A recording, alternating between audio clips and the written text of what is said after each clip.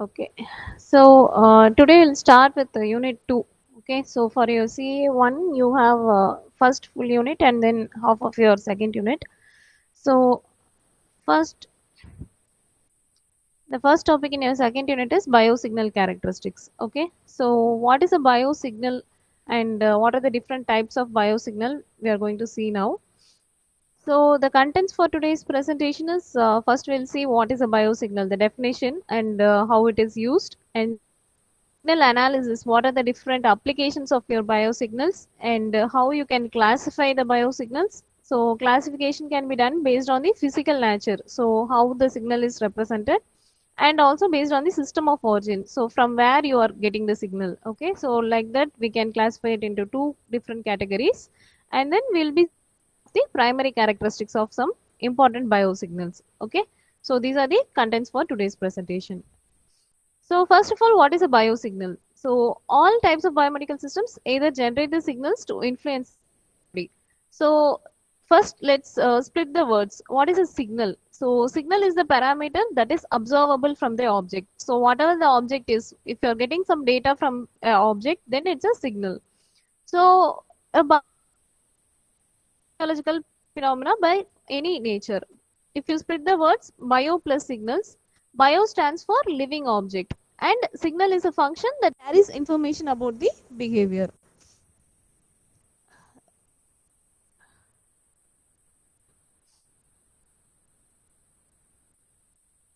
Sorry, I got a call. Okay. So bio stands for living object and signal is a function that carries the information about the behavior or the state. So what is a biosignal? A signal which gives information about your body systems, that is the various systems present in the body. If you are going to represent it in form of a signal, then it's called as a biosignal. So biosignals are the key objects in any physiological system. Physiological system means whatever the system inside the body. It can be a respiratory system or a cardiovascular system, any system, nervous system, whatever it is. If you are getting some signal from your biological organs, then it is called as a biosignal. So why do we need it? What is the purpose of getting a biosignal? So whatever the information which is present inside the body. So for example, if you go to a hospital and the doctor want to check whether you are healthy or not. So we need something from the body, right? So for example, if you are going for a fever or cold, then the first thing the doctor will check is your body temperature, right? Similarly, if the person is not feeling well, then the person's blood pressure will be measuring. If the person is too anemic or if the person is too diabetic, whatever it is. So we need some data from the body, right? The blood glucose level, the blood pressure level, right? The number of RBC, hemoglobin level, right? So we take different information from the body. So for all these purposes, we need some biosignal, right? So generally what are the signals we take is we take the signals coming from the body. For example, ECG, EEG. So like I said, ECG is the signal from the heart, EEG is the signal from the brain. So we take signals like that, or we take images from the body. For example, X-ray or ultrasound images. X-ray you would have seen, right? So in terms of fracture or any other bone damage, generally people will take X-ray image. And in case of ultrasonic image, for example, if there is a pregnant woman, then the growth of the fetus, the healthy status of the fetus, that will be measured by ultrasound images, right? So you either take signals in form of a biosignal or we take it in the form of an image. Okay, so these are the general information we generally take. And when we take these biosignals, we can understand the physiological mechanisms of a specific biological event or a system. So whatever the system we are going to study, we can understand it better when we have a biosignal. For example, if you are Ma'am, going to study about heart, yes, ma'am, yeah. physiological mechanism means what, ma'am? Physiological means the functions which are carried out. So we have two terms, right? Anatomy and physiology. Anatomy stands for studying about the structure of the body organs, and physiology stands for functioning. So, for example, if you're going to study the anatomy of the heart, you will be studying about atrium, ventricles, the chambers, valves, and stuff like that. Okay, got it, If ma'am. you're going to Understood, study ma'am. physiology, then you'll be studying how the blood is flowing inside the heart, how the valves are opening, right? The mechanism is how it is working. So the working principle we call it as physiological mechanism. Okay, is that clear? Yes, ma'am. Okay, great. So if at all anyone is having any doubt, you can stop me then and there and ask, okay? Or even after the end of the lecture, you can ask, okay? Okay, so this is the significance of biosignals. So when we take a biosignal, we can study the physiological mechanisms of the any organ inside the body. So that's why biosignal is very, very important. So what are the different applications? So once we take the signal, how we can use it? So first thing is signal generation. So if you look at our lab, we have a instrument called ECG simulator, and we have different simulator setups. So to generate a machine like that, so only if you know how the signal is actually coming from the body, you can generate a artificial machine, right? So for that purpose, we use the biosignals. So if you know the frequency and the amplitude, you can create a signal generator circuit that will give the signals for you, right? So for that, we can use the biosignals. That is one application. Second one is coding and compression. So coding and compression mainly when you're going to transmit the signal. So if you're going to take ECG of a patient in one hospital, let's say Apollo Hospital in some place, and you are going to send it to abroad. So in that case, you have to send the patient data securely, right? So it should not be tapped, it should not be taken, or the person's data should not be viewed as a public one, right? So you should have some coding and compression for that. So that's one thing. And transmission. So this is just what I said, telemedicine. So the person in Chennai, the person's data, when you are able to view it in abroad, and if a doctor in abroad is able to give his prescription, then that is telemedicine. Tele stands for distance, right? So over a distance, if you are going to give a treatment, or if you are going to give some diagnosis, then that is telemedicine. And registration and measurement, that is diagnostics. So diagnostics is whenever you are able to detect any abnormal behavior inside the body, then that is diagnostic. For example, you are going to hospital and the doctor is taking ultrasound scan to see whether the stomach is working properly or not, or the kidney is working properly or not, then it is a diagnostic. So diagnostic means to detect whether the organ is functioning normally or not. And processing, filtration. So all these things whichever is given here, you will be studying in your signal processing subject. You have a separate course called biomedical signal processing. So here whatever I have given, no, this filtration, sampling, you will also study it in signals and systems, I guess. So signals and systems, you will just understand the basic concepts, but in biomedical signal processing paper, you will understand how all those techniques can be applied to biomedical signals, that is the biosignals. So here in medical instrumentation, you will just study what is a biosignal, what are the different types of signals. So each and every subject you study during this degree is interconnected. Okay. So transformation is when you convert a signal from one form to another form. So for example, analog to digital, or from continuous to discrete, whatever it is. So that is transformation. And processing. So processing, if you need a low frequency, you need a low pass filter. If you need a higher frequency signal, you need a high pass filter. So all those things are there.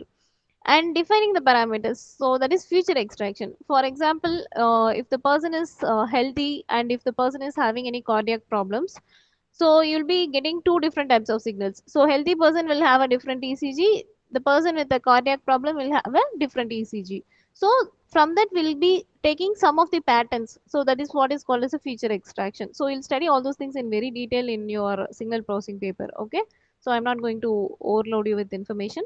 And analysis you will be doing for finding out whether the person is healthy or not. And connectivity and influence, that is whether the heart's problem is related to obesity, whether it is related to any other problem. So for example, most of the cardiac problems are related to obesity and diabetes and all those stuff, right? So blood pressure, all other parameters are interconnected. So if you're doing that, then there is one application. And prediction, so prediction is whether in future, in 2 or 3 months, the person will be getting any cardiac arrest, or whether he will be getting any heart attack, something like that. So forecasting, so how similarly how we are doing this weather forecasting, right? So the person, they will see the patterns in the daily weather, whether it is sunny, whether it is rainy, and based on that, within 2 or 3 weeks, whether they can expect a rain, or whether they can expect any snow, something like that, right? So that is weather forecasting. Similarly, in human body also, once you get the biosignals, you can predict whether in future the person will get a heart attack, whether the person will have any problem in kidney, liver, whatever it is. So once you get the biosignal, you use it to study the behavior of the system. And classification is whether the person is healthy or not. So you'll be categorizing based on machine learning algorithms and all. And control, so control, one application is for example, if you are going into robotics, if a person is losing a limb, for example, if a person met with an accident and he lost his legs or arms, in that case, you can use muscle signal to control a robot. So that is one big application of your electromyography, that is EMG. So that is one other application. And visualization is when you go for research, you will be able to see the signals in different forms. You can see the signal in 3D, you can generate it, you can predict it, all those things you can do. And storing, so you can store the data and you can analyze it for future purposes. So all these are the various applications of your biosignals. So each and every point given here is one separate research area. Okay, so you'll be studying all those things in your signals and systems and biomedical signal processing. And if I'm going to put all this process in a simple block diagram, it will look like this. So this is a simple block diagram of all this process explained here. First one is input signal. So you are going to take an input signal from the body and you are going to pre-process it. So pre-processing means you are going to convert it into analog from digital, or if you are going to use a low pass filter, high pass filter, something like that. So that is pre-processing. And feature extraction is you are going to take whatever is important from the data. So if you are going to record ECG for around 1 week, and if you want only data from a particular point, only when the heart is not functioning properly, only that data if you are extracting, then that is feature extraction. So from all the data, if you are going to pick some important information, then that is feature extraction. And then feature selection and reduction. So once you extract the features, you'll select which one is important. For example, if the person is having a severe heart pain during Monday and then Wednesday, so those two are very important, right? So if you're going to give some priority on the data, then that is feature selection and feature reduction. And then classification. So whether the person is having any heart problem or not. So that is used that is done using machine learning algorithms. And basically, finally, the decision will be made by a clinician, that is your doctor. So you take an input signal, you pre-process it, you extract the features, and then select the important features from it, and then classify it using machine learning, and finally give it to the doctor. And the doctor will say whether the person needs further treatment or whether he needs medication, surgery, whatever it is. So this is how the signal analysis block is given as a simple block diagram.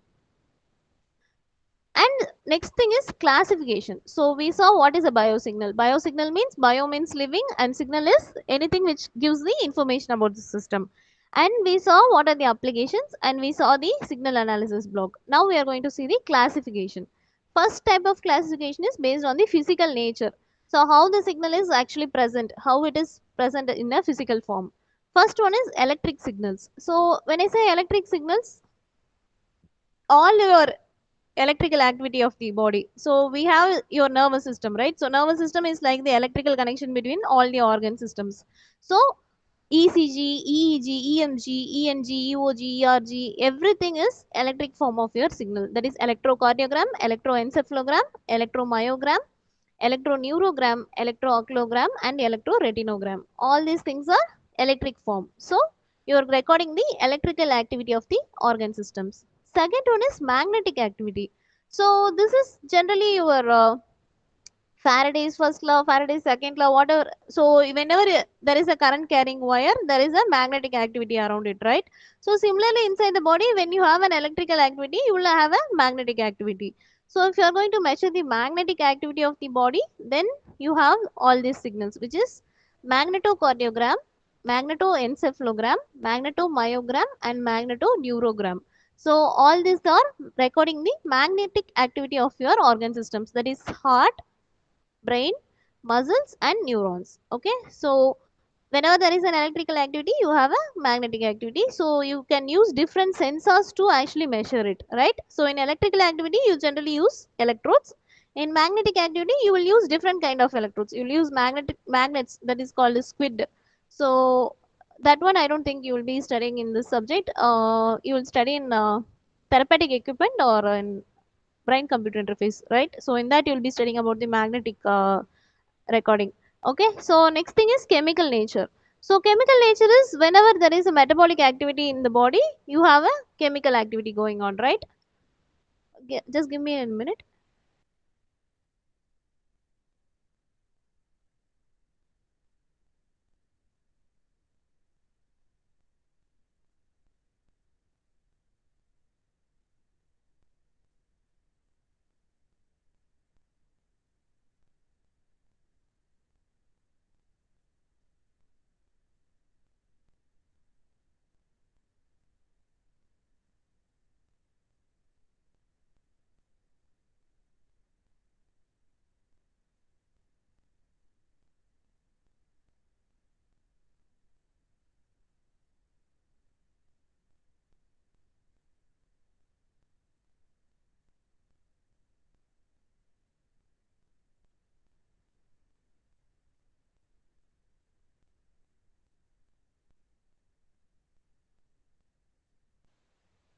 Okay.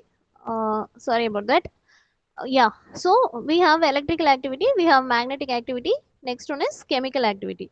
So in chemical activity, whatever the metabolism happening inside the cell and inside the body, you have it as a chemical signal, right? So first one is blood gas. So blood gas is you inhale oxygen, you exhale carbon dioxide, right? So the blood gas level and then oxygen level, the pH, everything is a chemical signal. Okay. So you use different types of electrodes to pick up those signals.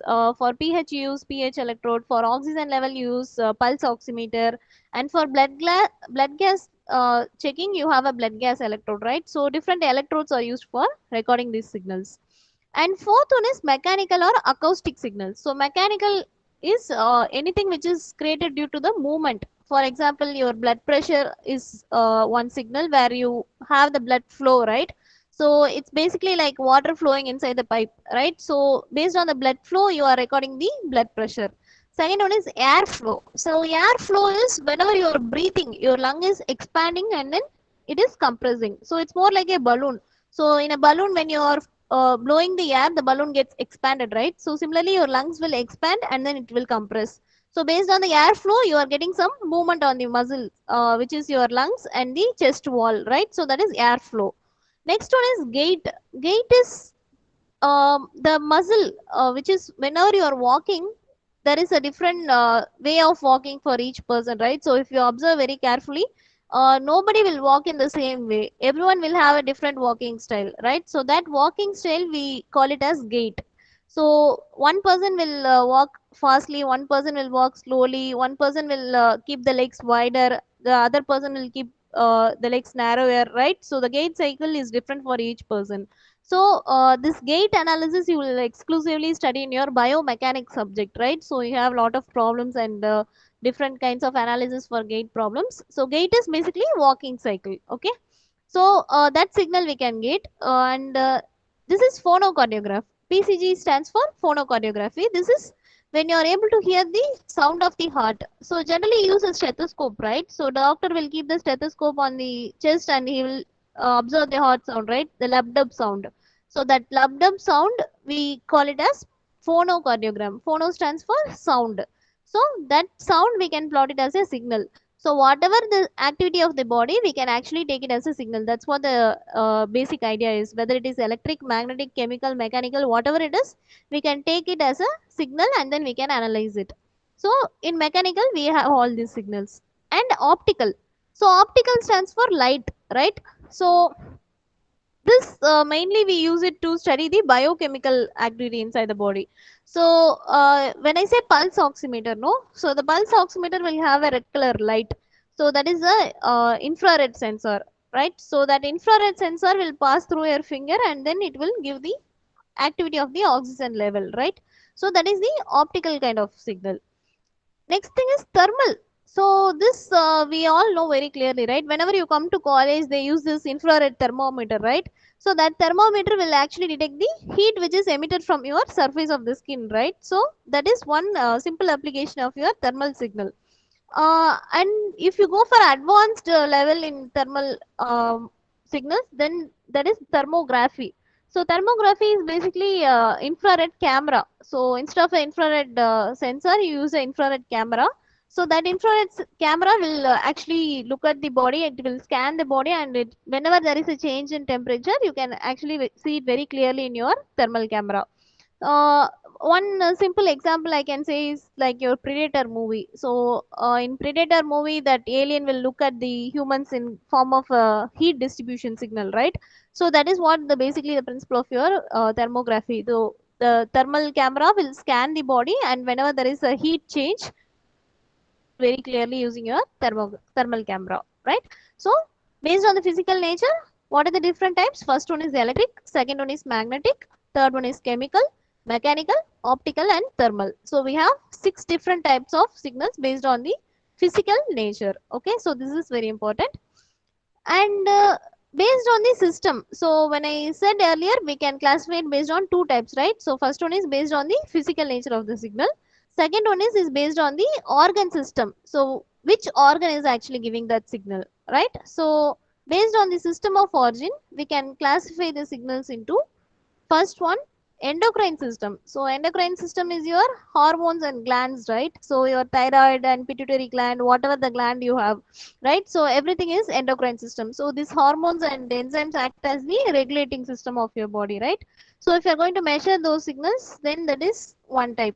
Second one is nervous system. So nervous system is your central and peripheral nervous system, that is brain and spinal cord, right? So if you're going to take signals from the brain or the spinal cord or the neurons, then that is second type.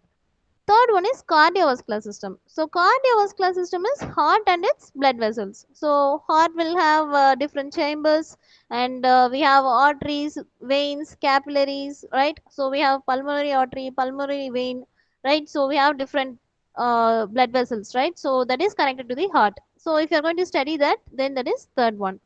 Fourth one is visual system. So visual system is your eyes, right? So whatever the information you are getting from the eye to the retina to the brain, right? So if you are going to study that, then that is visual system. And next one is auditory system. So auditory system is if you are going to hear the sounds, right? So basically a few persons, they are born with some hearing deformities, right? So one ear will be working, the other ear won't be working properly. So in that case, they will use one equipment called audiometer to check whether the ear is able to get the signals, right? So that equipment is also there in your lab. Maybe next semester I can show you that. Okay, because you have a lab for therapeutic equipment course, so in that we can see that one. And for musculoskeletal system, that is muscles and the bones, right? So musculo is muscle, skeletal is the bones. So the signals which we can get from the muscles, bones, tendons, ligaments, right? So all those things are can be measured, right? So next thing is respiratory system, that is your lungs, esophagus, right? Starts from the nose, right? So nose to the lungs, the whole respiratory system we can check. And gastrointestinal system, so starting from the mouth, right? So once you take the food, it goes to the stomach and then to the intestine, right? So the whole process we can measure in different signals.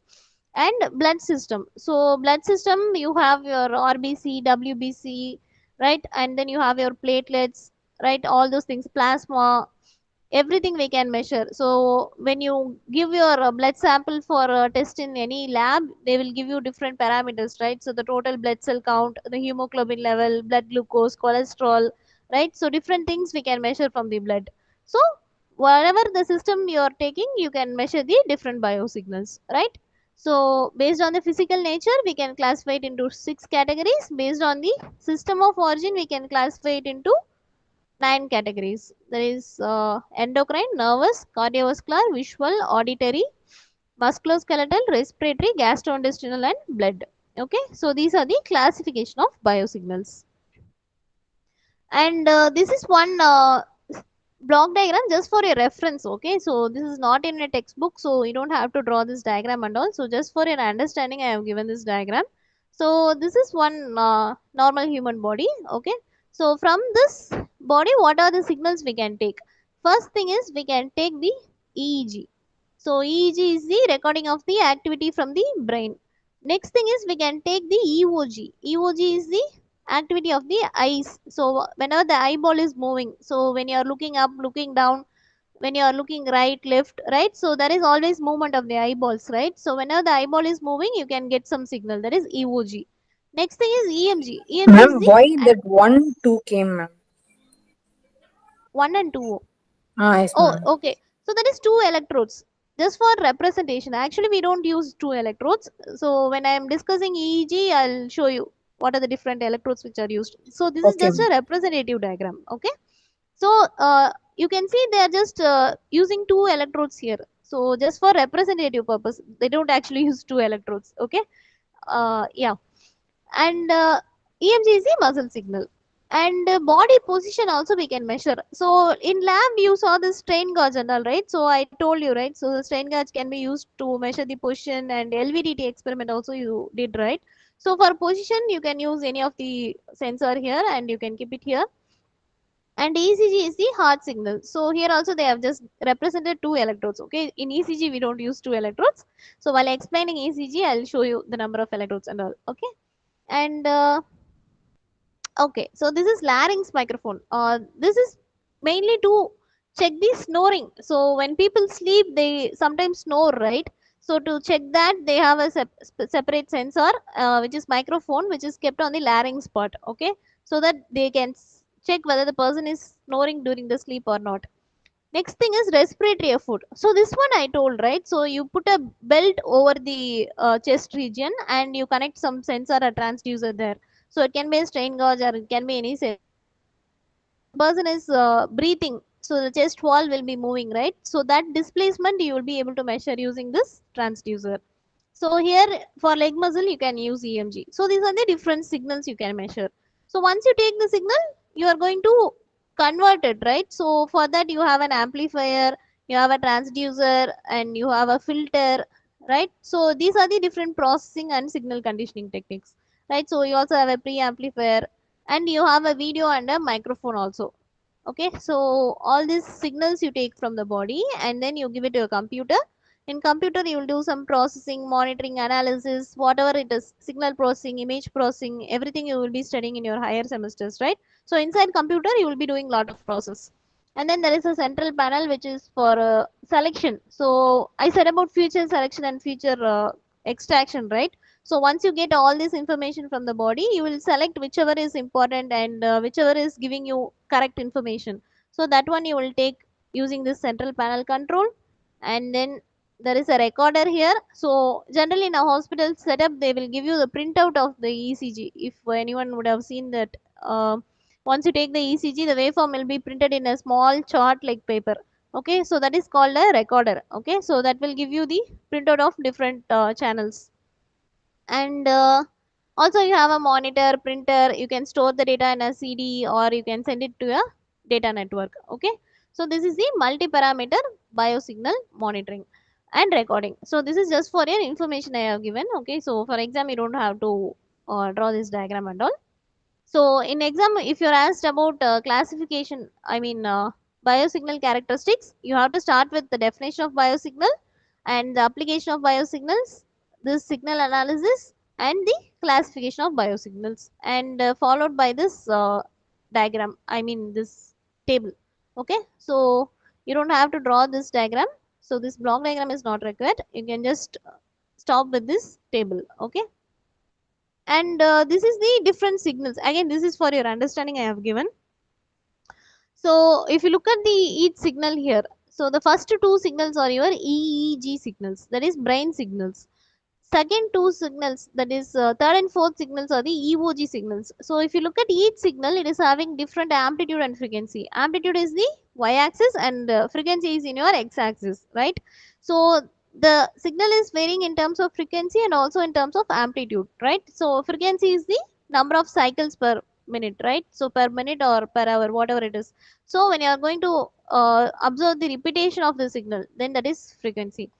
And if you look at EMG signal, it is different, and airflow signal is different, and abdominal signal, oxygen level, breathing sound, and heart, that is your ECG signal. If you look at the third one from the last, that is your ECG signal. And then arterial blood pressure, and also the, yeah, blood pressure, right? So these are the different signals. So this is a signal recording, and this is the signal which you get from that recording. So this is very important. So this tabular column you have to memorize it.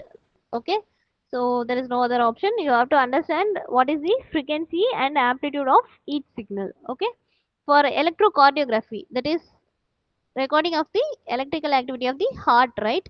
So for that, the frequency is 0.05 to 120 hertz, right? So this is the normal frequency range for ECG. If it is above or below this range, then that means the heart is not working properly. And this is the amplitude range. Amplitude is your y-axis, right? So that is 0.1 to 5 microvolts. So what is the type of electrode we use for ECG recording? Types of electrodes we already discussed, right? So surface electrode is the one we use for ECG recording. And electroencephalography is the recording of the brain activity. So in brain activity, the frequency range is very, very low. That is 0.1 to 100 hertz, right? So this is very low when compared to your ECG. And the amplitude is also very, very less, 2 to 200 microvolts. So we use a scalp electrode for this. Next, electromyography. So, electromyography is the recording of the muscle activity. Myo stands for muscle. Cardio is heart, encephalo is brain, myo is heart. Myo is muscle. And the frequency range is 5 to 2000 hertz. Muscle signal will have a higher frequency range because you are using hand muscles, leg muscles, everything is made of different muscle fibers, right? So, the frequency range will be very higher, and the amplitude is also somewhat higher, 0.1 to 5 microvolts. So here you use a needle electrode or a surface electrode, depends on the application. And fourth one is electroretinography. Retino is retina, right? So retina is the back side of your eyeball, right? So retina is the part where your optical signal, that is whatever you are viewing, that will be converted to electrical signal and it will be sent to the brain. So if you remember anatomy, you will remember the functioning of the retina, right? So retina's electrical activity will be from DC to 20 hertz. DC is a straight line, right? So that is direct current. So you'll either have it as 0 or it will be 20 hertz. That is whenever you are sleeping, there won't be any retina signal, right? So you are closing the eyes, so there is no input. So in that case, the signal will be DC. But when you are opening the eyes, you are looking at different objects, right? So whatever you are viewing, that will be converted into an electrical signal, right? So that is around 20 hertz. And the amplitude is 0.5 to 1 microvolts. So we use contact lenses, right? So contact lens is one thing which you can use for measuring the electroretinography. The same contact lens you can also use it for electrooculography, right? So you can use different electrodes for this. And electrooculography is recording the movement of the eyeball. So when you are looking up, down, when you are looking right, left, right, so the eyeball is moving, right? So that movement you can record. So that frequency is DC 200 hertz and amplitude is 10 to 3500 microvolts. So this tabular column you have to remember and you have to write it correctly in the exam. If you have any questions, you can ask. Any doubts?